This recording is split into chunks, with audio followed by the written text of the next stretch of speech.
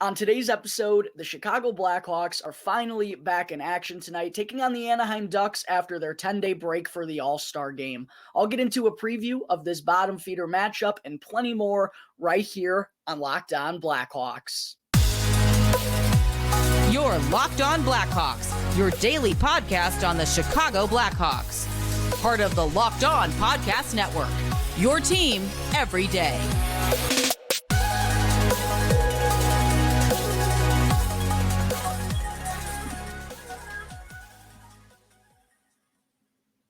Welcome to the Locked On Blackhawks podcast. I'm your host, Jack Bushman.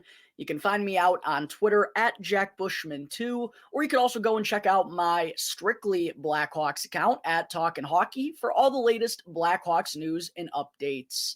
And real quick, if you like what you're listening to or watching today, please make sure to go and show some support. Make sure to go and follow the podcast 100% for free wherever you get your podcasts. Also, make sure to go and subscribe to the YouTube channel with every episode having a video uploaded to YouTube at this point.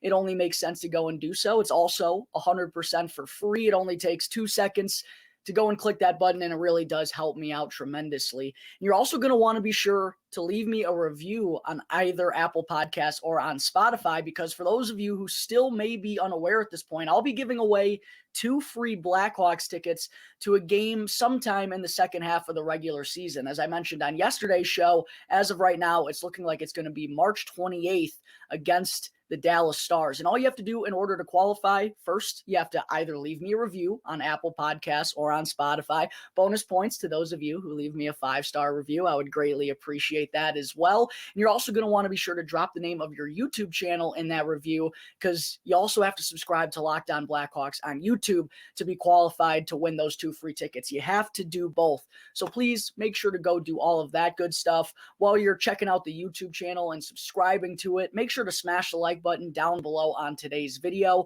And last, go and ring the bell, turn on those push notifications, and that way you can get notified when the episode gets uploaded to YouTube each and every day. All right, good morning, everyone. Thank you all again for joining me on another episode of Locked On Blackhawks, your one-stop shop for all things Chicago Blackhawks. And thanks again for making the show your very first listen here each and every day. Finally, folks, our Chicago Blackhawks are back in action tonight after a 10-day break for the NHL All-Star Game.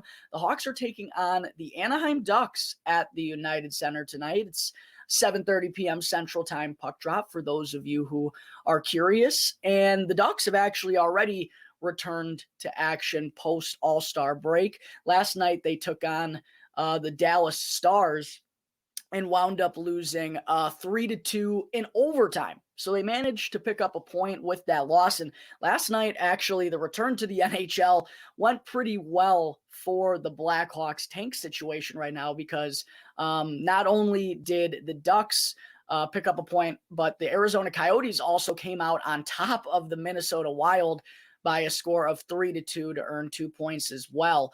And since the Blackhawks have been off for the last 10 days, I thought it would be just a nice little reminder to start today's episode with an updated look at the standings across the entire NHL right now. More importantly, the Connor Bedard standings, the bottom of the standings in the NHL.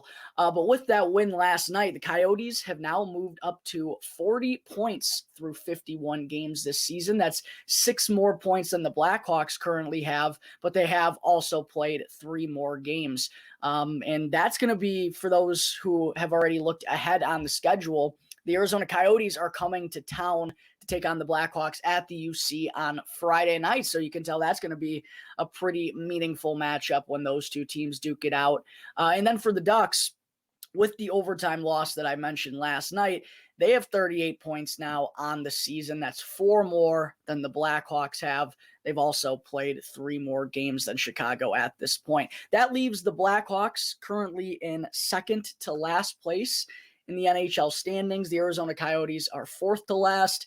The Anaheim Ducks are 3rd to last. The Blackhawks are 2nd to last, actually tied with the Columbus Blue Jackets with 34 points right now. But Columbus has the worst points percentage, which is really what matters, considering, not all these teams are going to have the same amount of games played. You really want to look at the points percentage for a better indication of how things are shaping out. The Blue Jackets are the only team with the worst point percentage right now than the Blackhawks, given that they have 34 points in 51 games, while the Hawks have 34 points in 48 games. So with the Blackhawks, for those who may have forgot, it has been a little while, with the Blackhawks having won 7 of their last 11 games coming into the All-Star break. Now sure would be a pretty good time to have that classic Blackhawks 8-game losing skid. I feel like for the last 3 or 4 years, there's been like 5, 6, or 7, 8-game losing streaks for this team. It's like when they lose 3 or 4 in a row, they're probably going to lose 7 or 8 or something along those lines. But with, Arizona getting the victory last night, the Ducks picking up a point, the Blackhawks have the Ducks and the Coyotes their next 2 games. Yeah, I mean, it would certainly help their case.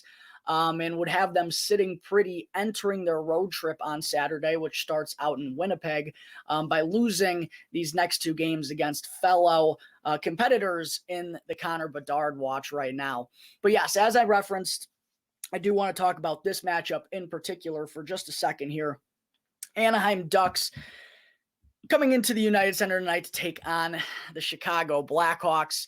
The Ducks actually have been playing some better hockey here as of late themselves. Prior to the break, they had won 4 of their last 5 games. And then obviously, as I already mentioned, losing 3-2 in overtime last night to Dallas. They got points in 5 of their last 6 games.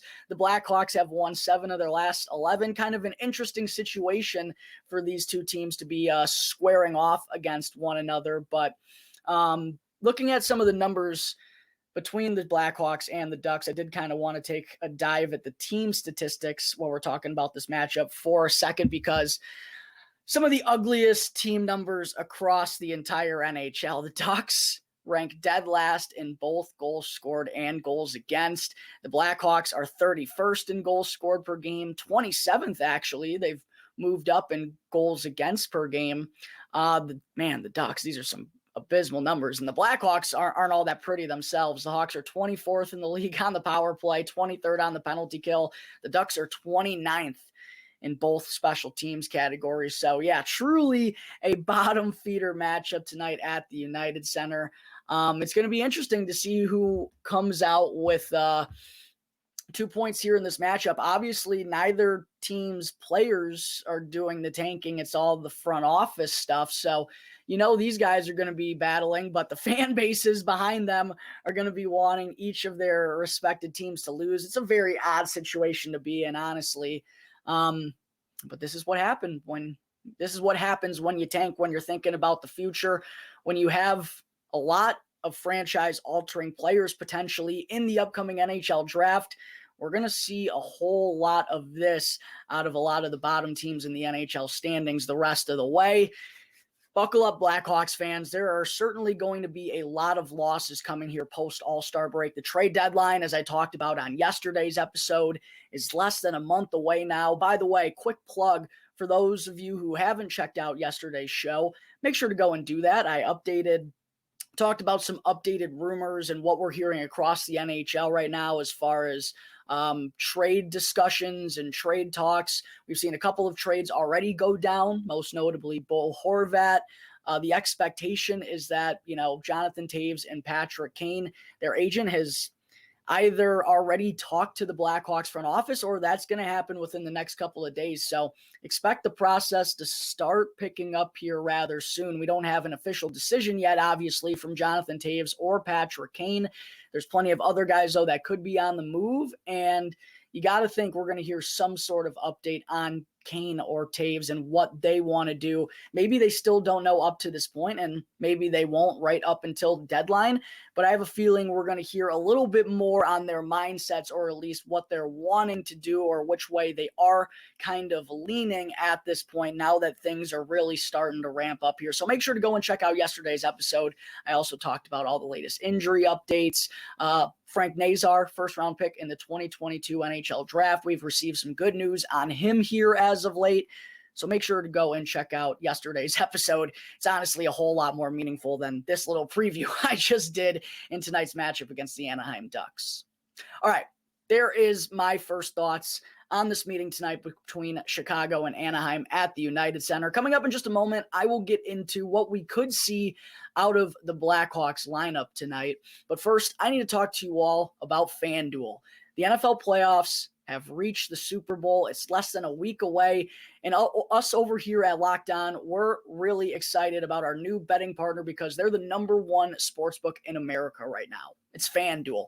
And if you're new to FanDuel, then that's even better because they have so many great features that make betting on sports fun and easy. And for all of you new customers, join today to get started with $150 in free bets guaranteed when you place your first $5 bet. All you got to do is go and sign up at FanDuel.com/lockedon. FanDuel has all your favorite bets, from the money line to the point spread and player props. You can even combine all your bets for a chance at a greater payout with the same game parlay feature, all on an app that's safe, secure, and super easy to use. So football fans, we're less than a week away. Don't miss out. Go and place your first $5 bet to get $150 in free bets, win or lose, at FanDuel.com/lockedon. Make every moment more with FanDuel, the official sportsbook partner of the NFL. Back here on the Locked On Blackhawks podcast, real quick, just wanted to say thanks again to everyone out there for making the show your very first listen each and every day. Now for your second listen, make sure to go and check out Locked On NHL Prospects, which is a very relevant podcast for us Blackhawks fans right now because it's your daily podcast covering the next generation of superstars leading up to the 2023 NHL draft. Plus, you can also get top prospect rankings and NHL draft comparisons for every single team. So make sure to go and check out Locked On NHL Prospects, available on this app, YouTube, or wherever you get your podcasts. Segment 2, let's talk about what we could see out of the Hawks lineup tonight when they square off with the Ducks at the UC. First, it's sounding like Captain Jonathan Toews will not be able to suit up. Toews missed his second consecutive practice yesterday due to a non-COVID related illness. Pretty unfortunate timing on that end. Obviously, there was a 10-day break in between the Blackhawks' most recent game. So for Toews, right when the Blackhawks get back, he's not good enough to go. Yeah, pretty unfortunate that. Looks like the Blackhawks are going to be without their captain tonight. And you also have to wonder, Jonathan Toews, given his history, are there any concerns from any teams hearing this news? Is this something that could be an issue for a team trading for him? I highly doubt that. Just one thing to consider with news like this, though. Just thought I'd throw it out there. But yes, looks like the Blackhawks are going to be without good old number 19 tonight. On the flip side, it does sound like they're going to be getting Tyler Johnson back after he missed the final 3 games prior to the All-Star break due to yet another ankle injury. Fortunately, doesn't sound like this one's going to cost him nearly as much time as it has in the past. But I'm really interested to see what Coach Luke Richardson is going to do with the Lions when the Blackhawks hit the ice for the morning skate here in just a couple of hours. I'm obviously recording this prior to the morning skate, but I think with Jonathan Toews out, given what the Blackhawks were able to do prior to the break, I think that it's a pretty good chance that Jason Dickinson is going to remain on the top line with Patrick Kane. The question then becomes, are they going to put Tyler Johnson on the top line? They could put Philip Kurashev there. Andreas Athanasiou was there prior to the break.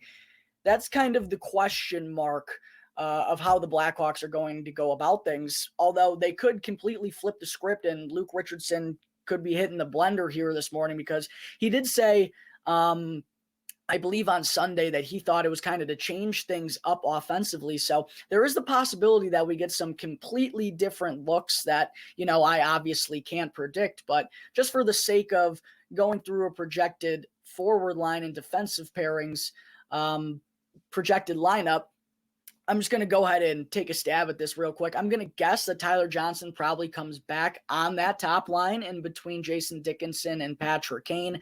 The second line, I think it makes sense to have it as Philip Kurashev, Max Domi, and Taylor Radish. I thought that trio looked really good together before the All-Star break.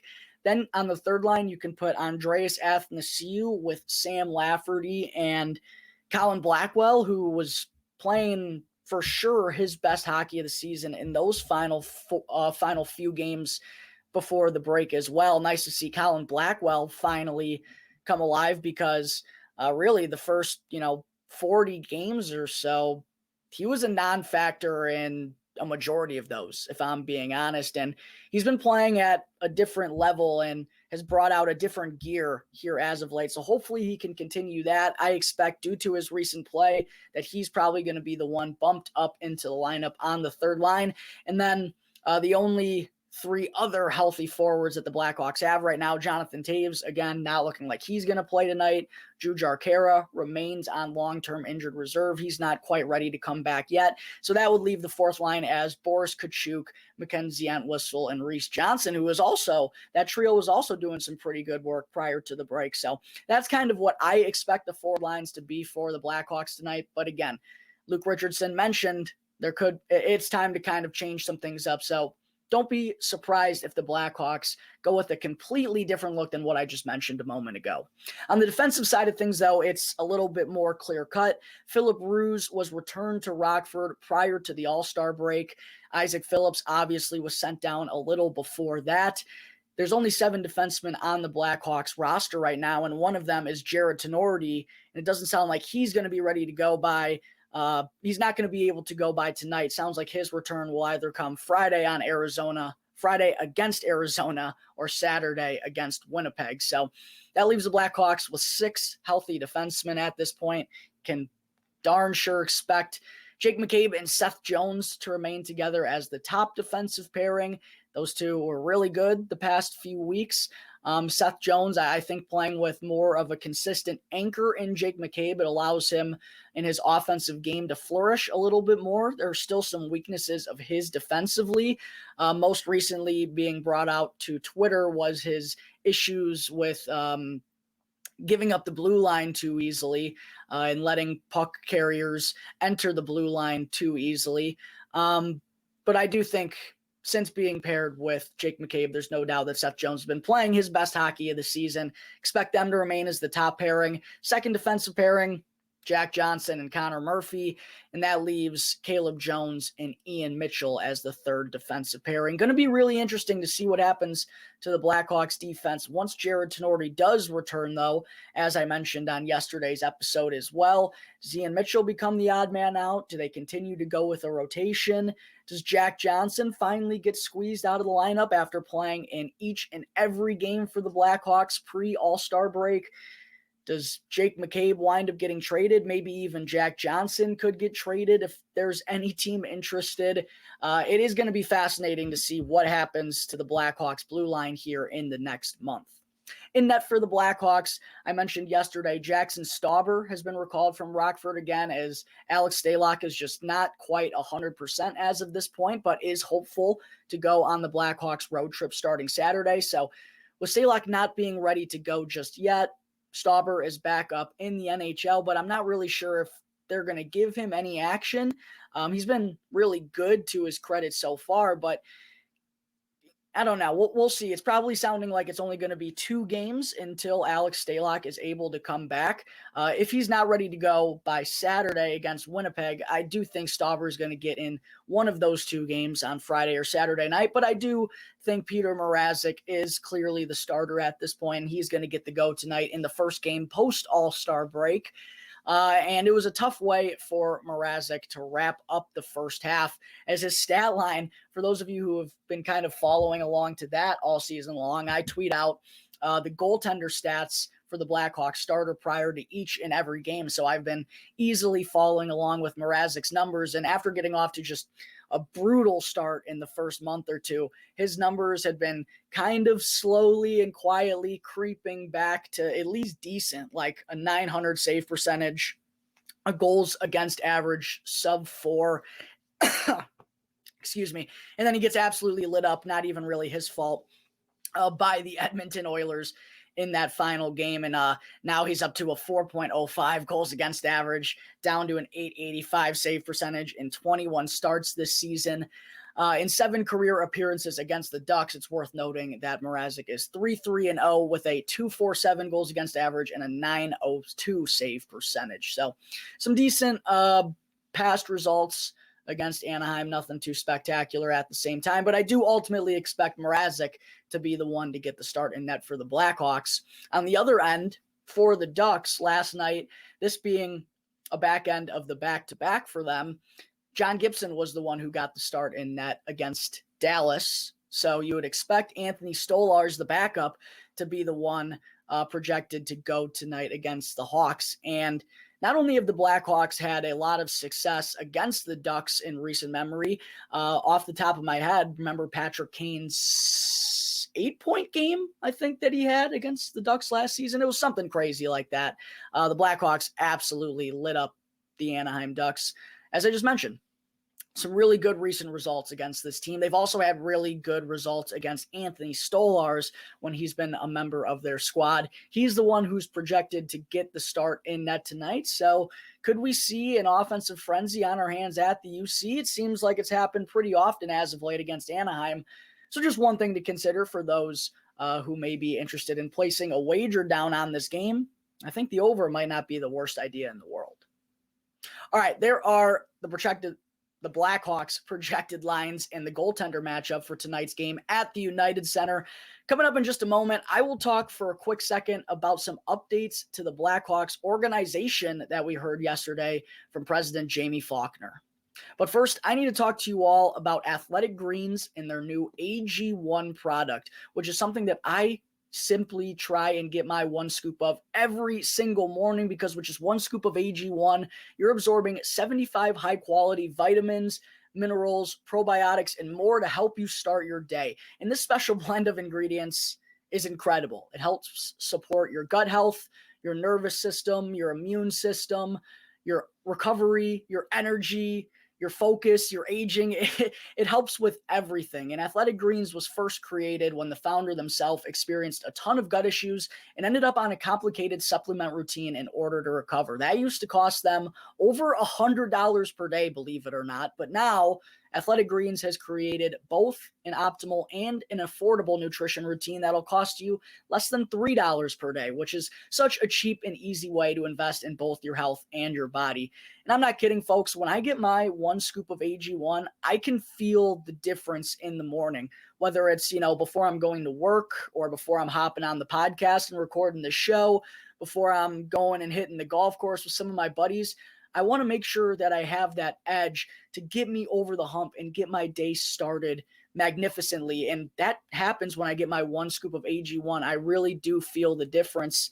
And that's what I need to get me going. And to make it easy for all of you, Athletic Greens is going to give away 5 free travel packs and a free 1-year supply of immune-supporting vitamin D with your first purchase. All you got to do is go and check out athleticgreens.com/NHL Network right now. Again, that's athleticgreens.com/NHL Network to take ownership over your health and to pick up the ultimate daily nutritional insurance. All right, before I wrap up the show for today, folks, I did want to be sure to mention a couple of updates. I apologize, I just got a random notification on my computer. I did want to mention a couple of updates on the status of the organization right now, a couple of things off the ice that are starting to come into play here with the Blackhawks post All-Star break. And to talk about that, Jamie Faulkner joined the Blackhawks press conference yesterday. First, Faulkner announced that the Blackhawks season ticket renewals will begin this week, and 84% of seats will either have the same price or will have a lower price than they did coming into this season. And I think, maybe this isn't the most noteworthy news, but as someone who has a close buddy who has season tickets, and he told me when he renewed them from the end of last season into this year, his prices dropped nearly 50%. I mean, the Blackhawks substantially lowered their ticket prices for the season ticket holders, and it's not like he's got 300 level seats. No, he's 7 rows off the glass in the 100s directly behind the Blackhawks net in the first and third periods. It's a really prime seat, and for it to be cut in half that much, Obviously, that's a pretty substantial margin for some of the most expensive tickets at the UC. So to hear that 84% of the tickets are either going to remain the same or they're going to be even lower, I think that's certainly a good sign for all of us Blackhawks fans. I think some good awareness from the Blackhawks organization that, this team probably isn't going to be all that much better than they are right now next season. It's really not going to change until a lot of these players that they're drafting or acquiring from other teams or developing in their organizations, till a lot of them step on the scene, which probably isn't going to be until 2, 3, 4 years down the road for a majority of them. That's really when the Blackhawks are going to be the most exciting again. Now, there will be some intrigue following this team, considering they're going to be adding to their prospect pool even more than they already have. And by the way, Scott Wheeler, who's a draft analysis and a prospect analyst, rated the Blackhawks with the 5th best prospect pool in the entire NHL, which I think is really intriguing considering what I just mentioned. They're certainly only going to add more to that with all the draft picks they already have in their bag, along with what they're probably going to acquire here at this deadline and future deadlines as well. I'm really excited about this team. I think there is going to be some excitement and intrigue about all these prospects, but all in all, the team the Blackhawks put on the ice isn't going to be very competitive until probably 4 years down the road. So the Blackhawks recognizing that, they're not going to be this isn't the time to be raising the ticket prices. That's pretty obvious. I think that has to be good news for us fans, right? 16% of tickets, obviously, doing some little math there, 16% of tickets are expecting an increase going into next season. Those are apparently the tickets that are the most in demand. And when I heard that, it was a little curious to me. I was wondering, well, what are the tickets that are in demand the most for the Blackhawks right now? Is that the 300 level? Is that 100 level seats? Which seats are getting the increase? Because honestly, my one gripe about the Blackhawks ticket situation for a majority of the season, the 300 level, now going back to what it was in 2014, 2015, 2016, 2017, those were $80, $90, $100 seats. And if the Blackhawks were as good as they were today, or as good as they were in that era today, obviously given the state of the economy and inflation, those tickets would probably be $120, $130. So for me to complain that 300 level seats are $30, $40 may not sound like a lot, but still $30, $40 to go watch one of the worst teams in hockey. And we're a very loyal and loving fan base. The people that sit in the 300s to watch this team, I think those are the people you should be rewarding the most. Obviously the 100 level ticket holders, they deserve to be rewarded as well, but I don't think you should punish the 300 level owners if those are the tickets that are in fact getting the increase. We don't know because that information isn't public. So not sure if this is even a situation worth talking about, but just something that I found interesting, and I do wonder if we'll ever hear about that information. But good to hear that at least 84% of tickets will not be going up for the Blackhawks next season. I feel like that's certainly the right decision to make. Faulkner also mentioned some updates towards the Blackhawks broadcast booth and NBC Sports Chicago's studio team. She said that Chris Vosters is expected to remain in the play-by-play role for the Blackhawks next season, and they're discussing with rotation color guys Troy Murray and Patrick Sharp to determine a long-term plan.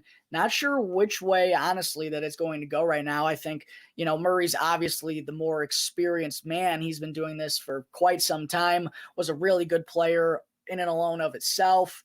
I've thought he's blended in beautifully and has been the experienced guy to go along with Chris Voster. And he's also had some fun with Chris up in the booth, which has been great to see as well. And Sharp has just been, kind of made a seamless transition into the booth. I think everyone enjoys hearing what he has to say. He's never over the top. He's a funny guy. He's also very knowledgeable. He can relate to the players very well. I think he does a good job of getting his message across rather easily. And I don't know, maybe that's just my perspective as someone who's been listening to hockey for quite some time, and not to sound like I'm like pompous or anything, but as someone who knows hockey, maybe to someone who's a newcomer to the sport, maybe Sharpie's message isn't as simple, but I feel like he does a really good job of getting his point across straightforward. So I've really liked what I've heard out of Patrick Sharp this year. I think he's probably more of a long-term solution than Troy Murray is. They could also put Troy back in the radio booth or have him in the radio spot more permanently. I don't think that would be the worst decision in the world, but I do think it's interesting that they've already said that Chris Vosters is going to come back. Not that I don't think it's the wrong decision, because I think it's still pretty clear that, he's still getting acclimated. And while he's got a decent amount of games under his belt now, the entire first half of this year and split games at the end of last season, but he is still kind of finding his way. At the same time, though, I don't think there's any denial about it's tough some nights, and I don't like his goal call. Sometimes it just feels like it's really clear that he wasn't like the biggest hockey fan growing up, or wasn't very knowledgeable, at least about this Blackhawks team and what went on. I mean, I'm pretty sure he mentioned a couple of games ago that Patrick Kane roofed a backhander for the game winner in Game 6 against the Philadelphia Flyers to help the Blackhawks win their first Stanley Cup since 1961. It was like, no, Chris, he snuck a 5-hole and nobody knew it was in. It was just really awkward, and there's been some of those moments. And I don't mean to be calling out Chris Vosters, because he does seem like a really good guy. I've met him in person a few times. He's been really awesome, super friendly, super nice. And I do think he enjoys himself and makes the broadcast fun, but sometimes and I know it's tough when the Blackhawks are losing and they're in the situation like they are, but he just kind of gets off topic. Him and Colby kind of have some interesting discussions always going on. I don't know. It's been an interesting start to the Vosters tenure, but I do recognize that he has been getting better, I do think, and he's still pretty raw in the entire process. So I understand the patience with Chris Voster. I think next year's kind of a do or die type of season for him. I'm just still not convinced that he's the long-term solution for Pat Foley in the play-by-play role. Obviously, those are some massive shoes to fill, but I think everyone, for the most part, I don't mean to speak on behalf of everyone. I'm sure there are folks who feel differently than I do, but I've heard, a lot of people say that Chris Vosters is kind of getting old, and I do agree, but again, still some room for him to grow. We'll see what the Blackhawks ultimately elect to do there in the future. The last thing that Faulkner mentioned is there are going to be some changes to the Blackhawks NBC Sports studio team, and I think Colby Cohen just needs to be left between the benches. I think he does a really good job there, and does a good job of explaining what he's hearing from the benches and from the players, and describing, the game from the ice level. I think that is important, and I think that's where he does his best work. I don't know if the studio is necessarily where he needs to be. And then I think Scott Vossers and Kaylee Chelios, I don't know. It's just been a really interesting situation. Scott Darling was apparently supposed to be brought in as like a tell it how it is type of guy, and they've really used him as an analyst. I don't know. I just think it's a really random pregame show. I think Pat Boyle does a good job hosting it all, and he's clearly experienced there, but I also do believe there are some necessary changes to be made to make things a little bit more exciting as the Blackhawks go on throughout this rebuild. So all in all, though, I think pretty good awareness overall from the Blackhawks front office. The ticket sales, good news. Chris Vosters coming back, I think it's not the worst idea in the world. It's worth giving him another shot. And then changes to the studio team, I think that is kind of overdue. So all in all, some good updates out of Blackhawks president Jamie Faulkner when she spoke with the media yesterday. All right, folks, I think that is going to wrap up Tuesday, February 7th episode of Locked On Blackhawks. Make sure, if you're not already, to go and follow the show 100% for free wherever you get your podcasts, and to go and subscribe to Locked On Blackhawks on YouTube. You can get the latest episode as soon as it comes out each and every day.